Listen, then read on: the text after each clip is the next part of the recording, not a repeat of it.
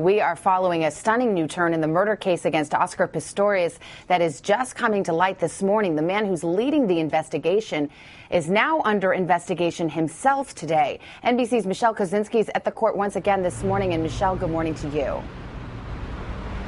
Hi, Savannah. This morning, one of Pistorius' family members was heard saying, "We are going to win today." And as his defense, as we speak, hammers the prosecution's case, which is full of mistakes, now it turns out the chief police investigator on the case could be dropped because attempted murder charges against him have been reinstated from a shooting on the job. Not good for prosecutors.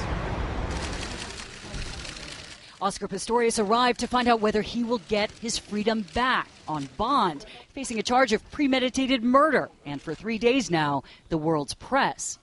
He is said to be feeling more confident. His uncle addressed the stunning allegations against him. Oscar will survive. He will have a tough time going forward, but he's a survivor. Wednesday, the chief investigator on the case was forced to admit mistakes, a bullet left at the scene, unanswered questions, not actually knowing what a substance he unequivocally called steroids found in Pistorius' home is. Today, he may be taken off the case, set to be charged himself with attempted murder, 7 counts stemming from a shooting during an investigation a few years ago. Certainly the state will be left with the embarrassing impression that they aren't fully in control of their own case and they haven't done certain crucial investigative steps. Police say Pistorius should not be set free on bond because he could possibly find a way to leave the country, a suggestion that yesterday made the courtroom laugh. Here, getting bail is not at all unusual, even in a case like this. From a personal point of view, I can't see any reason why he shouldn't be granted bail pending the trial. Police believe Pistorius was not telling the truth in his statement about the morning Rivas Steenkamp was killed. He said he was not wearing his prosthetic legs when he fired his gun into a small bathroom enclosure from only 5 feet away, thinking, he claims, that a dangerous burglar was inside. But police say he was wearing prosthetics. The bullet holes were high in the door at a downward trajectory. They also say witnesses told them they heard shouting, screams, and gunfire coming from Pistorius' home that night. They don't believe his explanation makes sense, or that he wouldn't have seen that Riva was not in bed. His defense says there is no evidence Pistorius' statement is not true, no evidence this was murder. Now, the key question for bail, whether or not the Olympic hero is likely to run from justice. And just today, Nike, that has sponsored Pistorius since 2007, suspended the contract with him, pending the outcome of all this. And Nike featured that ad, much repeated now, that showed Pistorius with the words, "I am the bullet in the chamber."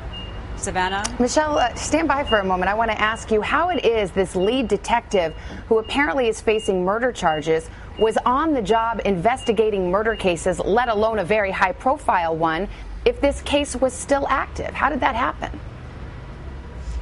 Well, it's complicated, but to make it short, in 2011, this shooting happened. He claimed he was in danger. There were other police involved. It involved a bus with civilians in it. So those charges were dropped at the time after it was investigated. Now, for some reason, there is some evidence that's being reinvestigated, or the investigators are taking a better look at it, and they say now there's reason for these charges to be reinstated. Prosecutors who have him on this case obviously say they only heard about this yesterday, and that was after they had him on the stand. Strange timing, exactly. And now the top prosecuting body for the country of South Africa is saying he should be removed from this case. There's no word yet, though, on whether he will be.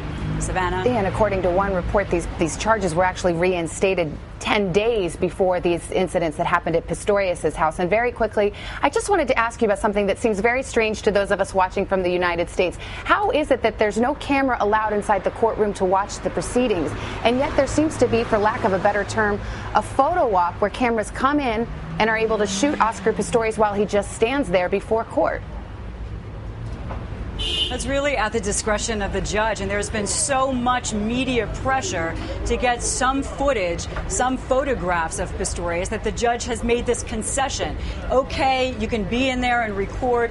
while the court is out of session. And the court is only in session while the judge is present. So there's sort of windows of opportunity here and there. But sometimes the judge makes a point to let Pistorius leave the courtroom and the judge stays put. The judge signaling, you can't take any photos right now. At other times, it's just the opposite. So you have a lot of journalists in there saying, this really doesn't make a lot of sense, but that's the rule we have to go by. Well, Michelle Kaczynski covering the case again for us this morning. I know we're hoping to get a result on the bail issue sometime soon. Thank you.